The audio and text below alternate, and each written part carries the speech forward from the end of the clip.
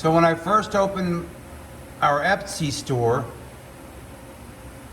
we were buying boxes at the UPS store, and it was like $9 or more for one box to ship out some of our items.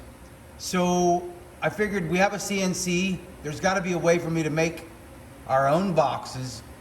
And I found out using a drag knife, I could do it on the machine.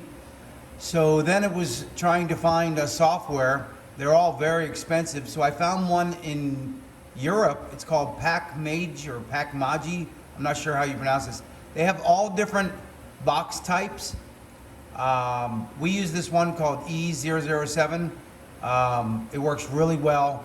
I use just the same box type all the time. It has double folded end walls, and it's all made from one piece. It's real easy to use.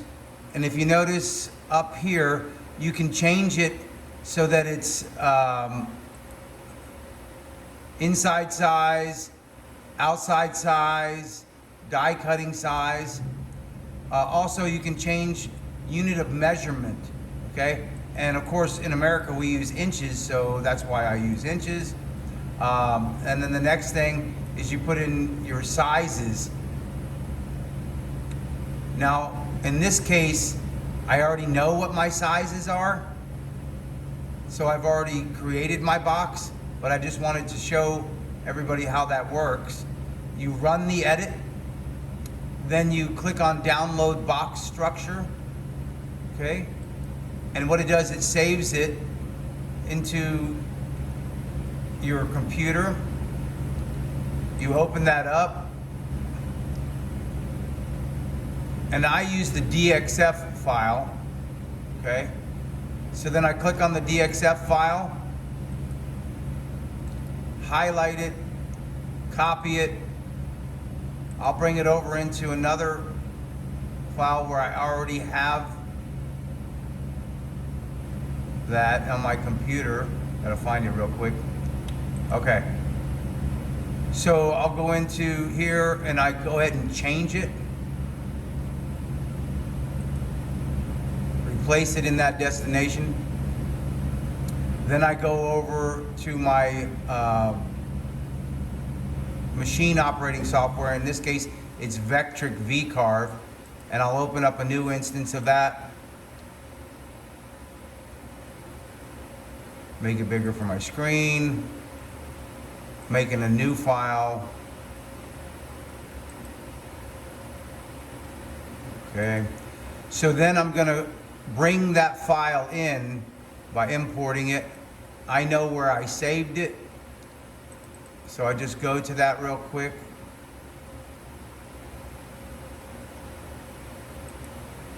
And I know that it was the E007 DXF file. And if you open it into the software,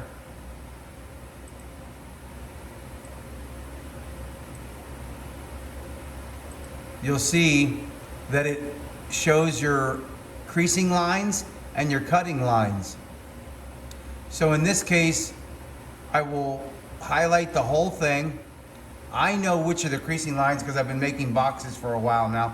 So I just unhighlight those to make my cutting file. All the red ones are the folding, so I don't want to cut those. I couldn't find any other instructions on YouTube on how to do this, so that's why I'm making this video. Alright, with Vectric VCarve, then I'm going to use my gadget, which I downloaded for free, the drag knife toolpath. I already know that my thickness that I want to cut is 20 thousandths for my particular cardboard. You have to figure out what thickness for your cardboard. You have to figure out what blade offset. I'm using a 1/4 inch cutting, and then your tolerance angle, I usually go at 20, and then you'll save that.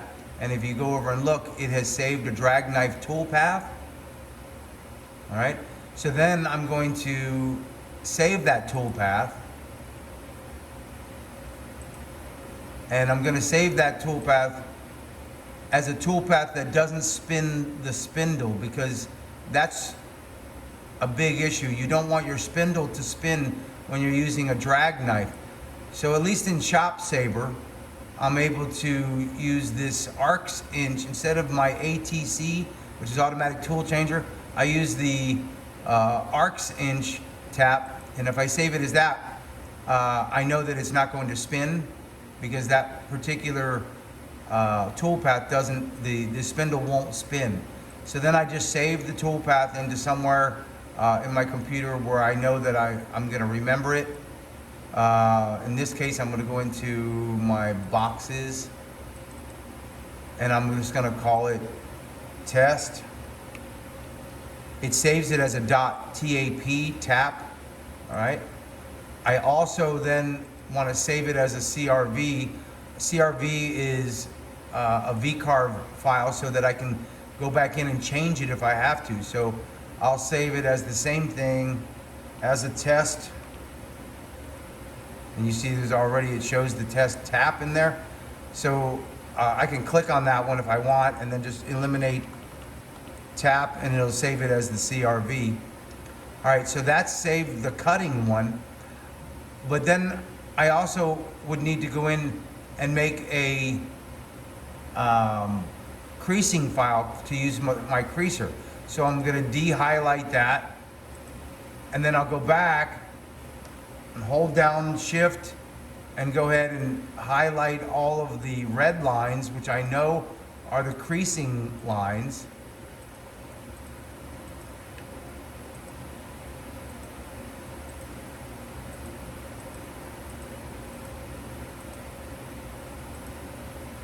I'm sure there's faster ways of doing this. I don't know them, so I'll just show you the way that I do it. So then I go into my gadgets, find the drag knife toolpath. This time I'm going to change it to 12 thousandths, because I don't want to go too deep and cut through the material. So with the creasing wheel, I'm going to go just 12 thousandths. Click OK. Now if you notice over here, it has saved another drag knife toolpath, which I know is my creasing toolpath. So it's already highlighted as to what type of post processor. So I'm going to save that toolpath. This time I'm going to put test creasing, so that I'll remember which one it is, and it's saving it as a .tap.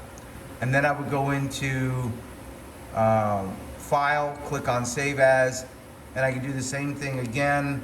And this time I'm going to make creasing again, but it's a CRV, so I'm doing creasing.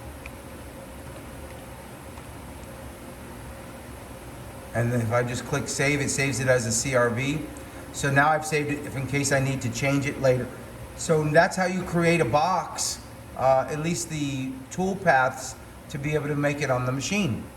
And then the next part of the video will show you the machine cutting it. I'll show you how to replace one of your collets with the tool, with the cutting tool, and then with the creasing tool. Okay everybody, this is the second part of the box making video. So I searched and looked around and tried to figure out the best way to do this on the CNC. Now there's some expensive brands out there, like this Donek one. It's like $250 just for the drag knife, and then they have an attachment for the creasing wheel.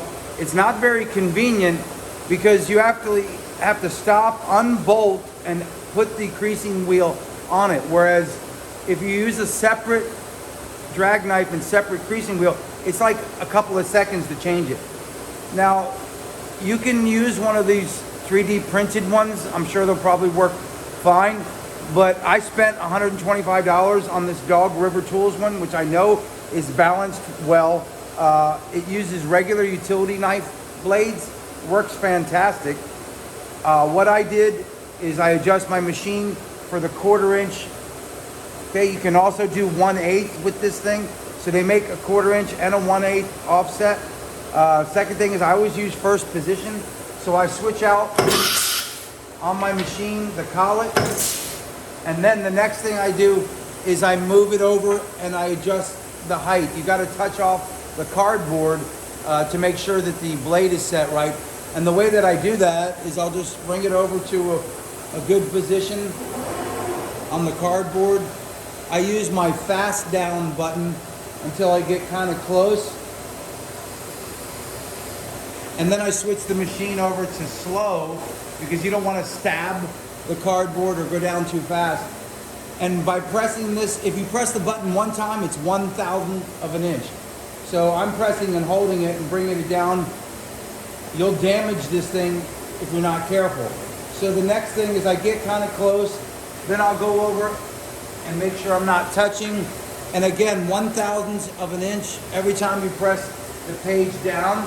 And if you're moving, you can feel it if you're touching the cardboard. Right there, barely touching the cardboard.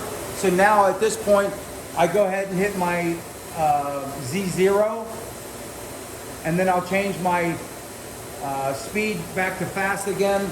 I raise it up. And then the next thing is to grab that file, and I'm going to do that real quick out of picture.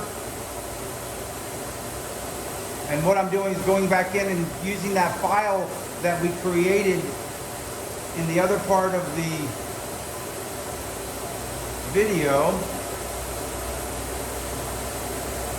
And I'm going in and I'm grabbing that file, which we made it called large box, and it's in my boxes file.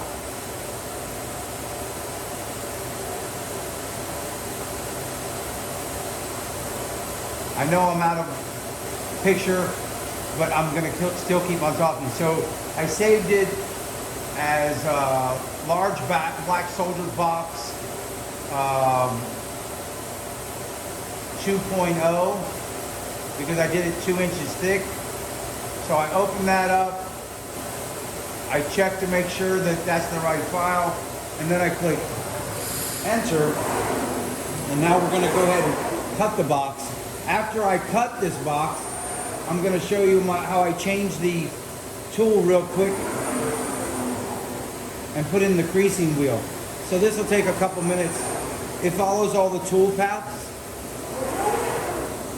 It's kind of weird how it picks and chooses where it's going to go. I sometimes think it'd be better if we just went in like a continuous circle in a right-hand direction or left-hand direction, but it picks and chooses. It takes a couple minutes. You always want to make sure you have a fairly clean spoil board, or else the blade will catch and it could dull your blade. The second thing is I have a vacuum table. I'm not sure how you would do this if you don't have a vacuum table. I guess you'd have to try to hold the edges of the cardboard or glue it down somehow. Vacuum table is definitely the way to go if you're going to be cutting a box.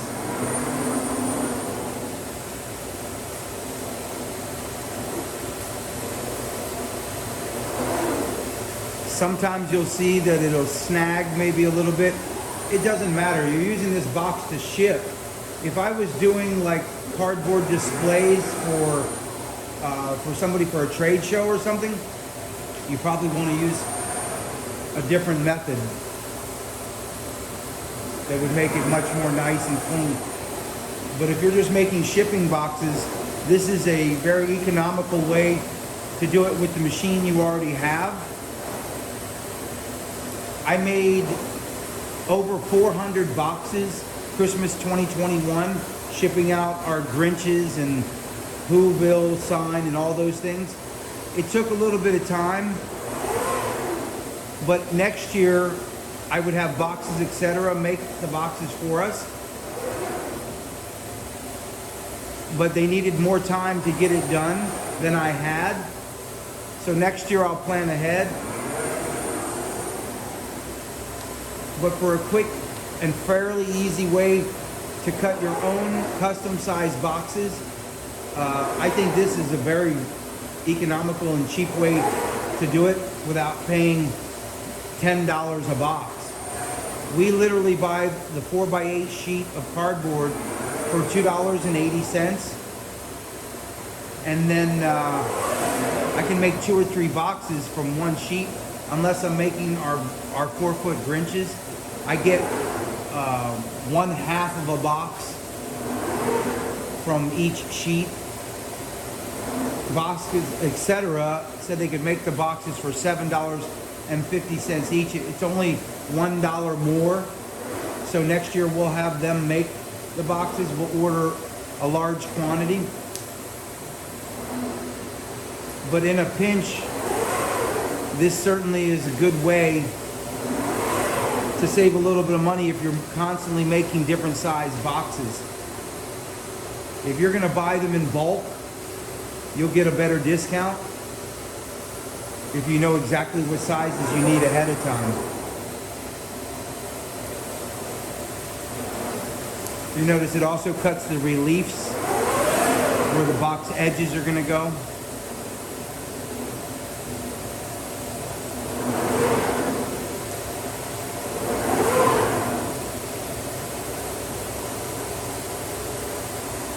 It's almost done cutting, and then we'll switch it up and put in the creasing wheel and do the creasing. Now, when I first got this, I didn't have a creasing wheel, and I would use my 8-foot level and a house screen tool, the little rolling wheel, and roll the creases in myself. That works, and it does just fine. If you can't find a creasing wheel, you just got to remember not to push too hard or too deep.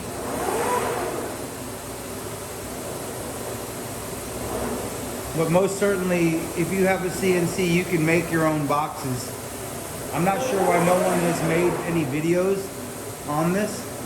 And I'm certainly not an expert at making videos, but at least you get an idea or a starting point. I can try and help you if you put questions down in the comments, or if you want to contact us. Our contact information is in our bio. I'm always happy to help anybody else with what I've learned.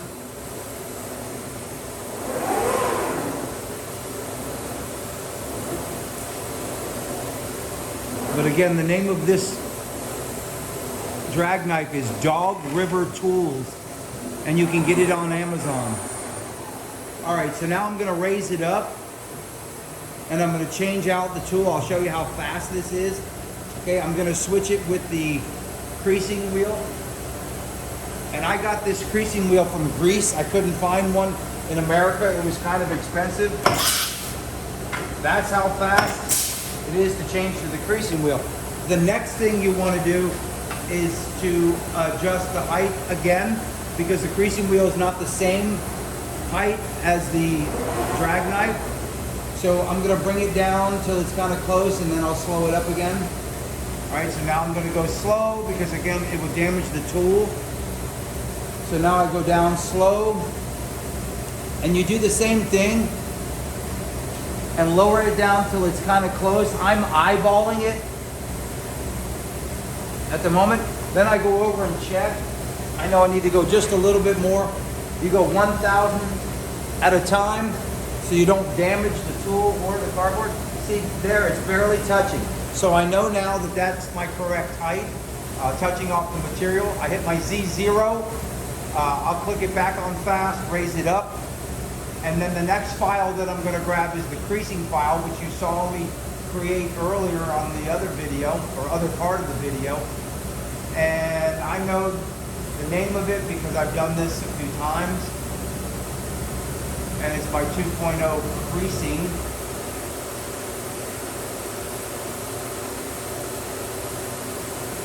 I'm opening up, making sure it's the right one.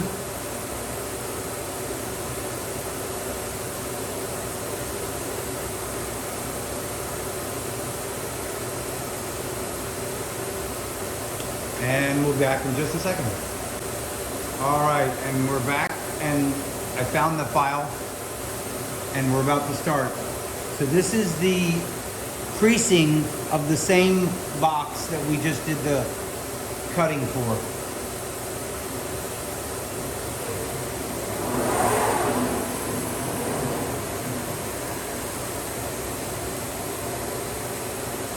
And of course, when you adjust the height for the creasing wheel, it's nowhere near as deep as the cutting knife, because you only want to just press down the surface and basically dent it. You'll also notice that it's spring loaded. It goes up and down a little bit. That's really important in case you're going to make your own creasing wheel, because it has to follow with the cardboard, and the cardboard isn't always perfectly smooth, so it needs to be spring loaded on the shaft.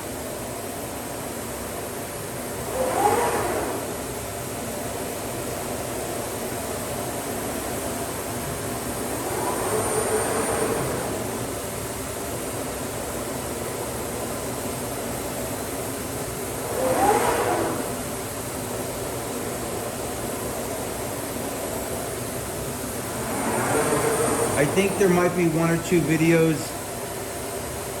where somebody shows it making the box, but they don't explain anything about it or where to find any of these things. That's why I figured I'll make a video on this. Every time I can't find something, I think it's a good idea to make a video on it, to use the mistakes or the things you've learned to show other people, to save them the time. If there's anything that you haven't done on your machine that you'd like to know how to do, let me know in the comments, and I'll see if I can figure it out. We can do it together. I was certainly no CNC expert when I got this machine, and I learn every single day. I'm in a lot of groups, I ask questions and try to figure things out. So it's done. That's how fast creasing is. I'm going to move it out of the way.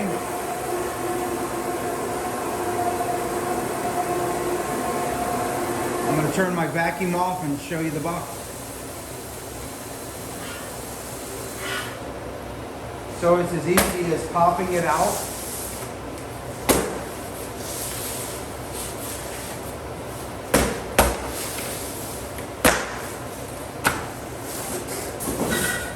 Then you just take and you fold it on the edges where all those creases are.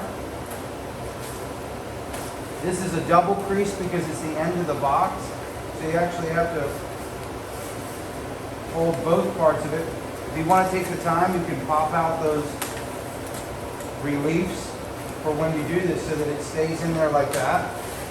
But you want to go all the way around the box. Just like making a pizza box. I feel like a Domino's pizza box maker sometimes.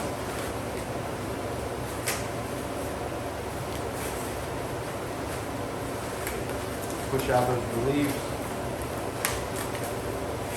You gotta remember about these creases. Then there's the second one. Then fold that over, push it down into the slots. Now I also put a piece of tape in there on my boxes to hold it. Fold that over. And there's your shipping box. That's how easy it is. Anyhow, let me know if there's anything else you want to see how to do.